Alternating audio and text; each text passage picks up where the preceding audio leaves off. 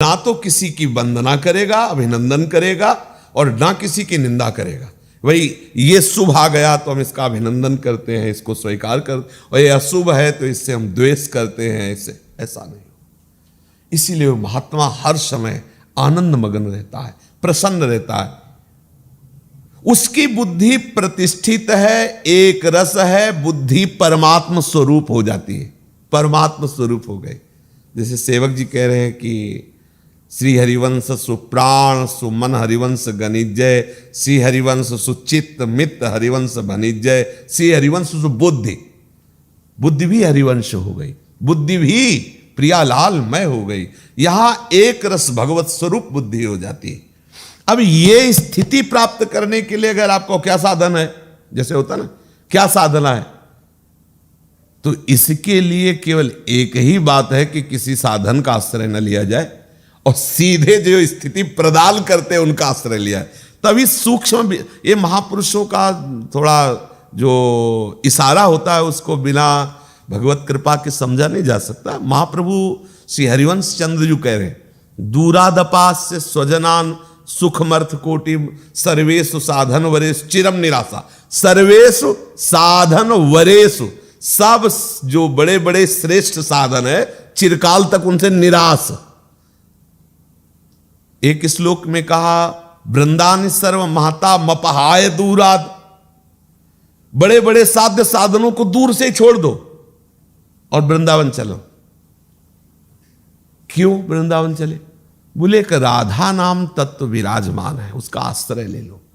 उसका स्वभाव है तार देना, सत्तारणी कृत स्वभाव। आश्रय की बात महाप्रभु कह रहे हैं ना, जिस समय आप केवल ये स्थिति प्राप्त करने की भावना आपके अंदर जागृत और लाडली लाल का आश्रय ले लिया, गुरुदेव का आश्रय जोर से ले लिया, बस वहीं से स्थिति शुरू हो गई, उतरनी शुरू हो गई स्थिति। शरीर का आश्रय ले लिया, क्रियाओं का आश्रय ले लिया, तो ऐसा है नहीं कि आज से आपसे असत क्रिया होगी ही नहीं। शरीर है, महीना दो महीना आप एकदम एकाकार चलाने की चेष्टा करेंगे, 5 मिनट में कहीं ना कहीं वो छिद्र हो जाए, फिर आप निराश हो गए। जैसे गैस वायु भरी ना उस ट्यूब में तो फूला, और जहां से जरा छेद हुआ निकल गई, सब भरा तो फूला और निकल। अब इससे स्थिति आएगी क्या?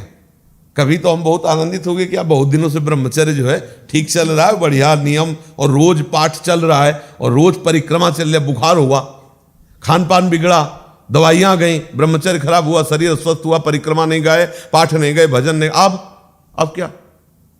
बोले अब तो हम बेकार हो गए, अब तो कुछ नहीं। स्वस्थ है तो परिक्रमा दे रहे, अस्वस्थ है तो आपको वही मिलेगा जो मिलना है। हम क्रियाओं, उस दिन चर्चा यही कि हम क्रियाओं के परिणाम में श्री जी को प्राप्त करने की बात थोड़ी मन में लाए, श्री जी से श्री जी की प्राप्ति कर। हमारे साधन भी श्री जी और हमारे साध्य भी श्री जी। इस सूक्ष्मता की, काहू के बल भजन को काहू के आचार, व्यास भरोसे कुंवर के। सो इसको मतलब समझना होगा। यदि आप अपनी बुद्धि को प्रतिष्ठित करते हैं कि मेरे प्रियालाल, ये स्थित करना है, केवल कह दिया वो फिर मैं शरीर हूं, इसी में सब बार बार आपको लाना है मेरे प्रियालाल, मैं तो प्रियालाल का हूं ना। तो आप निश्चित समझ लीजिए, प्रभु कह रहे मय्येव मन आधत्स्व मयि बुद्धि निवेशय, तो निवसस्यसि मय्येव, तू मेरे में निवास करेगा, मेरे में। अतूर्ध्वं न संशया, यही तो खास बात है, अतूर्ध्वं न संशया।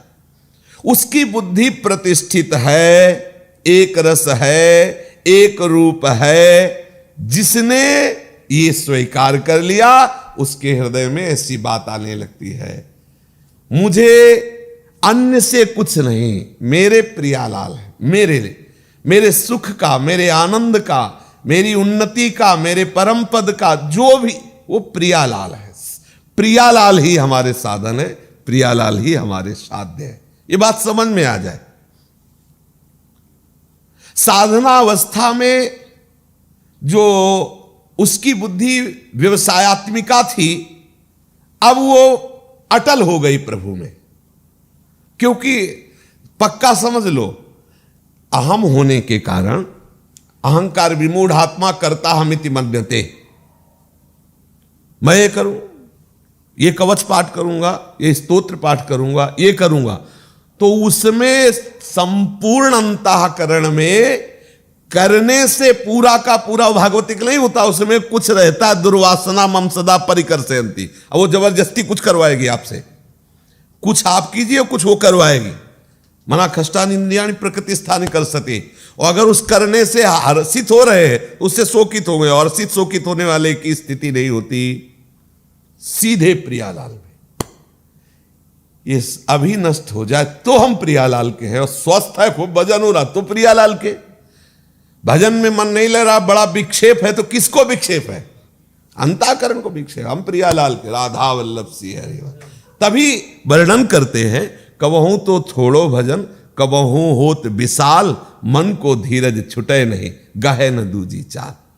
इसलिए श्री ध्रुवदास जी ने कहा कि या रस को और कोई साधन नहीं, बिना रसिक भक्तन की कृपा।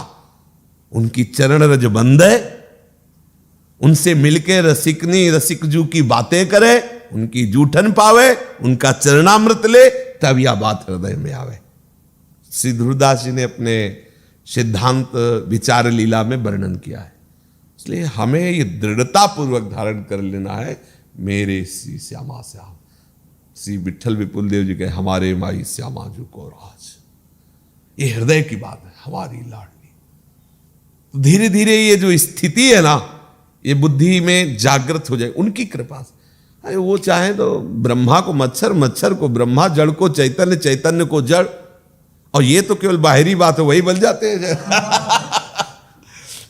शेष चर्चा आगे। श्री राधा वल्लभ लाल की।